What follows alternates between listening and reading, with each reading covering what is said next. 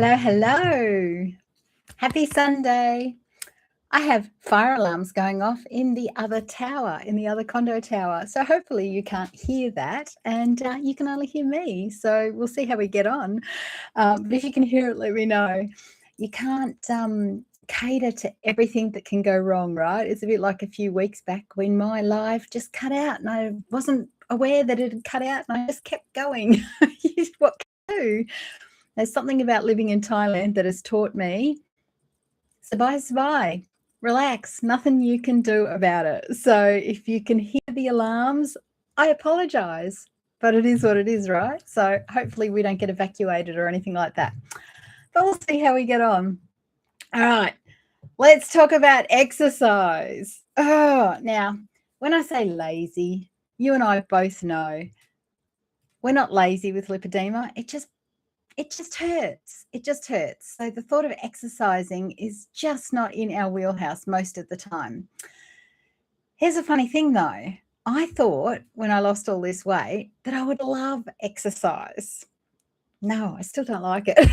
I do it, but I still don't like it, right? And if I can get out of it legitimately, or if I've got a choice, yeah, I'll choose to do the easy stuff. Right, rather than like get sweaty and hot and go and doing the movement, even though I feel good after the movement. And now our evening walks, they're more of a defrag, more of a, talk it out about the day and that kind of a thing than really an exercise.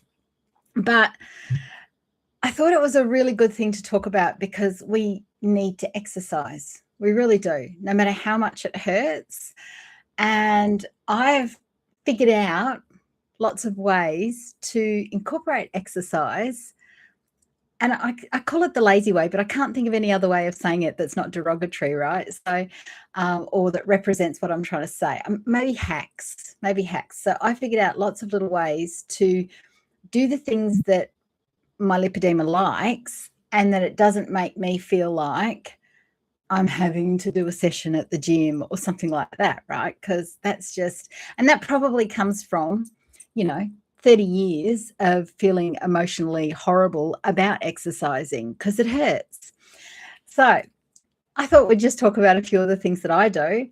And if you're out there and you've got a couple of ideas along these same lines, please put them in there, even if you're watching the replay, for other people or even for me to try out, because we're all looking for those ways to keep moving. We have to move. We have to keep our lymphatics fluid. We have to keep them warm, which means the lymphatic fluid flows, whereas it can become hard like butter if we're not moving. And lipedema can progress if we're sedentary, if we're sitting down all day. Like today, I've been working all day. I've been sitting in this chair all day, right? And when I got to a point at a certain time where hubby was calling out it's walk time, I was like, I don't have time. He pretty much forced me to get on the floor and do some stretches. So yay him, and I did, and it helped. It made me feel better. So what are the things that I do when I can't do anything else, or when I don't want to do anything else, or when the weather doesn't permit, or all that kind of thing?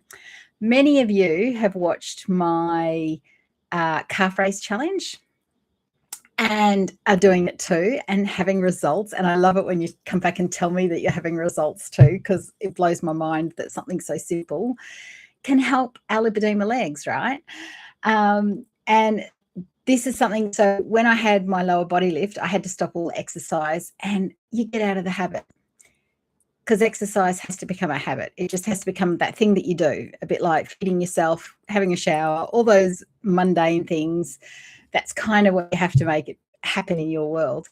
And so after 6 weeks or something like that of not being, it was 8 weeks, I don't know, it was a really long time after the lower body lift that I wasn't allowed to do any sort of exercise, or even walking upstairs, that kind of thing.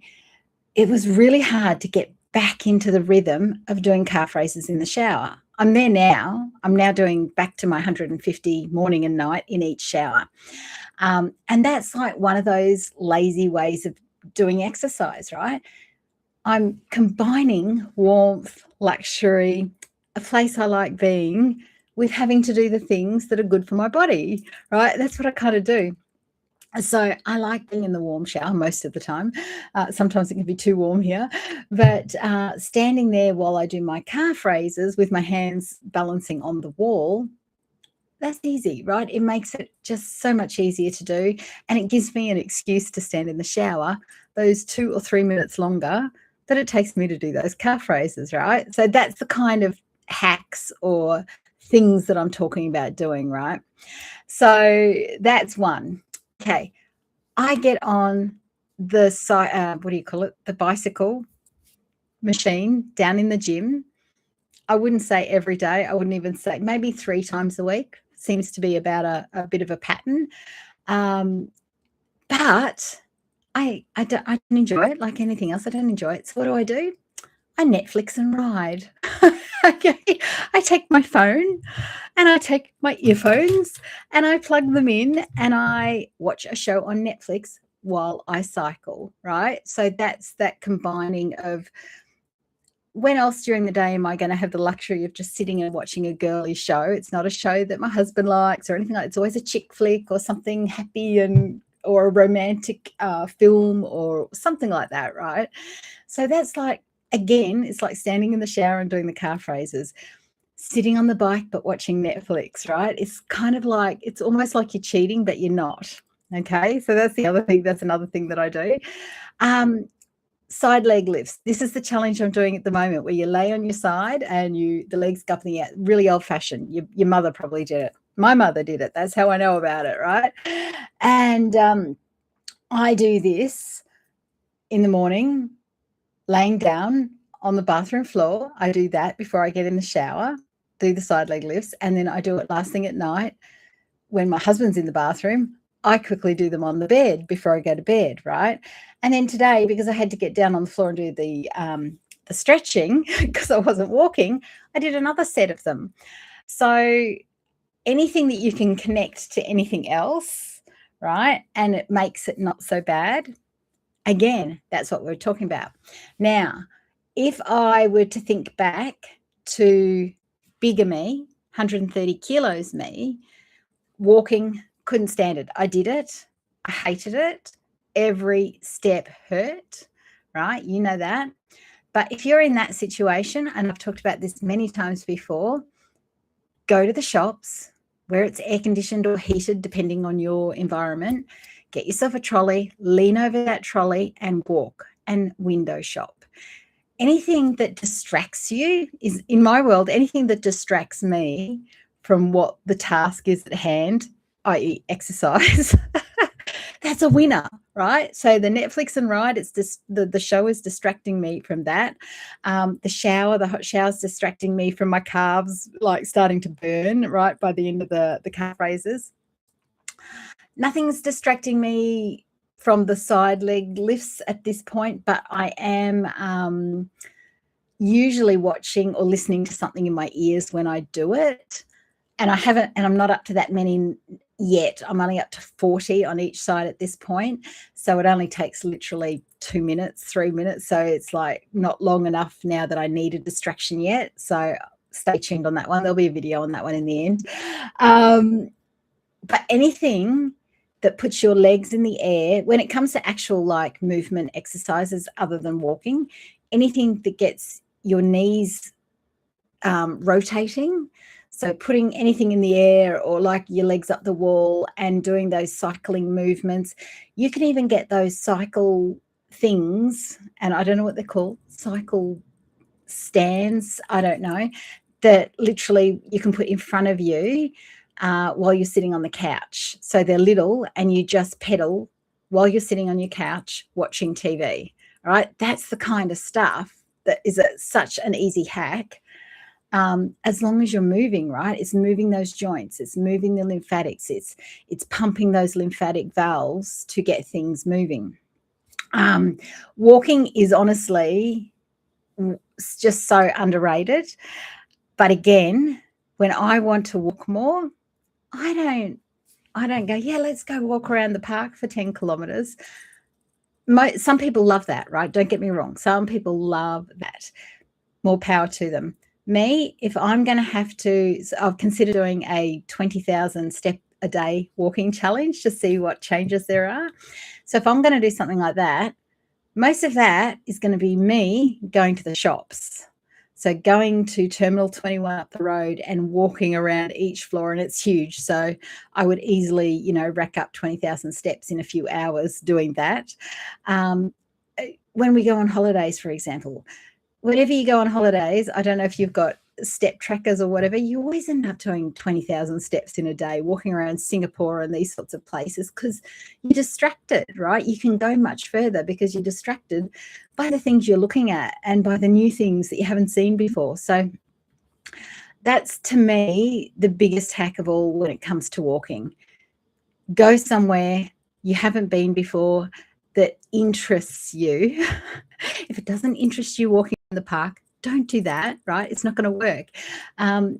But if the shops interest you and keep you interested, I remember in Perth, there was so many shopping centres that had walking clubs. And if you arrived before the shops actually opened, and some of the shops were open already, there would be groups of people in matching, you know, walking club shirts walking around the shopping centres because it's safe. It was, you know, the temperature was great. It was out of the elements, all that kind of thing. So that's actually something that you can do any time of the day. But there are actually walking clubs in some of these places that you might be able to meet like-minded people. But I think the moral of the story and why I wanted to talk about this is because some of my exercises now are slightly not fun. And that's hard to say, right? Because exercise and I have never been great friends. But the more things that I find to do in places where I'm distracted by the luxury of the hot water or the luxury of looking at all the shopping centres.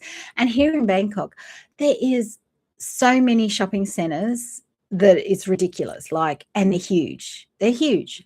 I could just pick a shopping centre once a week and go walk for 20,000 steps easily. And unless you live in a really, really small town, I'm willing to bet there's plenty of shopping centres or things like that that could distract you while you walk as well. Or on that note, if you don't have that, or you do like the park, but you still want distraction, the rise of the podcasts in your ears or listening to books and that sort of thing makes the time go so much quicker. Okay, so listen to your favorite book, listen to me. I love music, don't get me wrong, I really do. But when it comes to walking and exercising with lipedema, every step you feel, and even now that I've lost the weight, it doesn't hurt. It doesn't hurt to walk anymore, which I thought I'd really like exercise now, but no. But it's still, I don't know whether it's just a leftover thought process or it's something that I still have to work through. I can walk for miles, no problem, doesn't hurt. But I'm still focused on the exercise. I'm still focused on the movement. Maybe I'm still waiting for the hurt to kick in or something like that. I'm not sure. So to me, listening to music is not enough to distract me when I'm walking in that sort of way. So when hubby and I walk, we talk most of the way about different things that are going on, or, you know, our plans or the next holiday or whatever. So that's distracting, right? So walk with a friend, that can be distracting. But for me, if I'm going to exercise on my own, I have to have some kind of distraction. And I don't apologize for that. It is what it is, right? Any way that I can move is got to be better than not moving. So I would love to hear from you guys. What do you do? What do you do that actually makes you feel not so bad about exercising? Do you do calf raises in the shower now that I've been doing them, right? Do you do that? Amazing if you do. The pool, right? So I don't go down to the condo pool nearly as much as I should. And when I go down there, I can do all kinds of exercises in the pool. I actually even found online a place called the Ripple Club here in Bangkok. And it's got underwater exercise bikes and it's a class. So that's on my wish list somewhere down the track, probably after the next surgery. I'll go check that out and see what that's like. But a lot of condo buildings also have exercise bikes under the water. They're clearly specifically made for underwater, and they don't rust and so on. But if you have a pool at home, maybe you could get one of these bikes and put them underwater so that, it's easier, it's distracting, it's something fun. Can you put a TV up at your pool so that you can walk and listen or watch, or I don't know, whatever takes your mind off the fact that you're exercising and turns it into a bit of you time, a bit of me time, right? So Netflix and riding on the bike in the gym, that's me time. That's like, oh wow, I get to sit here and watch a show. Doesn't matter, and I completely forget about the fact that I'm pedaling and I'm just concentrating on my chick flick, right? So yeah, I would love to hear from you what tips you have, if you can share them as well, because I'm always on the lookout for these sorts of things. And I just noticed you can still see I've had vaccines in the last couple of weeks, and this one was from the first round. So here in Bangkok, we had to go to the tropical diseases hospital because there's all sorts of things here. So I'm not one for flu jabs and that sort of stuff, but rabies, which is fatal, dengue fever because I get hammered by mosquitoes, Japanese encephalitis because I get hammered by mosquitoes, all of those sorts of things we had to go and do. And in Australia, it was going to cost a fortune to have these done. And so last week and I know this is off the topic of exercise, but it is Sunday. It is Cuppa time. So yeah, last week we went and had the first 5, and we had to have a follow-up. This was the rabies follow-up last Friday. And then I think we have to have another follow-up for Hep A or something like that in a couple more weeks, so a month from the first one, and then I think it's a year. So all of these things I'm learning about, this stuff. So rabies, for example, because there's a lot of they call them soy dogs here, so they're street dogs. And while there's not so many in Bangkok, if you go out into the country or into the beach areas, there are dogs. It's not uncommon to be bitten by a soy dog if you're thinking that they're friendly and they're not, and you go up to pat them, that kind of thing. And if you haven't had a rabies shot, you've got to have a rabies shot straight after that bite within 24 hours. And it's a very expensive one. Whereas at least if I've had these prior, then it's a different kind of shot, and it's only one, or so, I don't know, my husband did the research, it's something like that. So yeah, and I've seen by a lot of YouTubers that dengue fever is like the worst thing that you can get, and it is awful.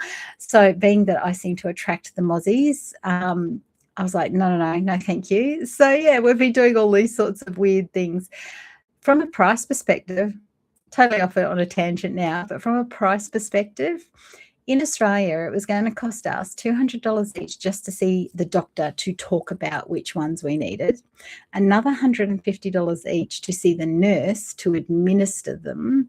So that's $350 just for the doctor and the nurse. And then the cost of the actual vaccines, which were in the thousands, right? Here, so far, for both of us, the doctors at each visit, they take your blood pressure, they take your history, they do everything. And for all the vaccines, so far we're less than $500 total.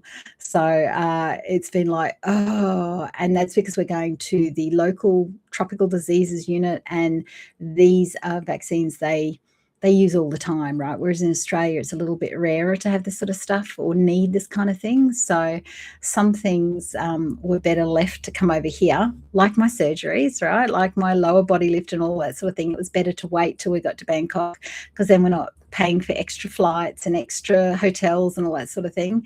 But I had 5. I had 3 in one arm and 2 in the other, and so I'm surprised that this one bled as well. So, and they can't usually get blood out of me at all for blood tests. So it was amazing that I bled and got a bruise from that one. So anyway, we're still bruising. Lipedema bruises never go away, do they? So anywho, that's all there is to say about that for this week. And I don't think anything else interesting has happened this week. to be honest, I've just worked and I've done my exercises. I've been keeping up there, except today I didn't do my walking, obviously. And yeah, keeping on. So I hope you are well wherever you are and whoever you are. And many of you messaged me afterwards. So thank you. And I love hearing where you're at. And yeah, keep talking the conversation about lipedema, right? The more we talk about it, the more we discuss weird little things like what kind of exercises can we do that don't feel like we're exercising, the better it's going to get for us, because this isn't going away in a hurry, right? Unless they come up with some magical cure someday, some out of the blue, and they've figured out what's causing it, and it's, you know, a quick surgery to rectify it. But even if you have the current availability surgery of having liposuction and skin removal, it can come back, because things like being sedentary can grow it. Things like increasing estrogen and things like hormones out of whack and inflammation causes lipedema to grow. So until they come up with some complete cure or reason as to why we've got this, we're just always going to have to come up with the hacks for ourselves, for our own personal situation. You know, I don't need to go to a shopping center and lean on a trolley, but there was a time that I was getting very close to that. And there was a time where I did almost do that. So if that's where you're at, get out there, get yourself a trolley, wander around the fancy shopping centers, look at all the things, do what you need to do. Get yourself a coffee and drink it as you're going. Like, as long as you're moving, it doesn't matter, right? So, and if you can do the calf raises, if you can do side lifts, if you can, you know, pedal underwater or walk in the pool or any of those sorts of things, it will all make a difference quite remarkably to how we navigate our life. Okay. So yeah, that's all I have to say this week is about the hacks of exercise. And I hope I've given you a couple of ideas that you didn't have before, especially if you're new here. Most of my people that have been around a while have heard me talk about these ideas before. And again, if you've got other ideas that you consider a great hack or a distraction while you're exercising, please share with the group. And that way we can all have a happier lipedema life. So that's it from me, and I will see you all again this time next Sunday night. And I hope you have an amazing week. Bye.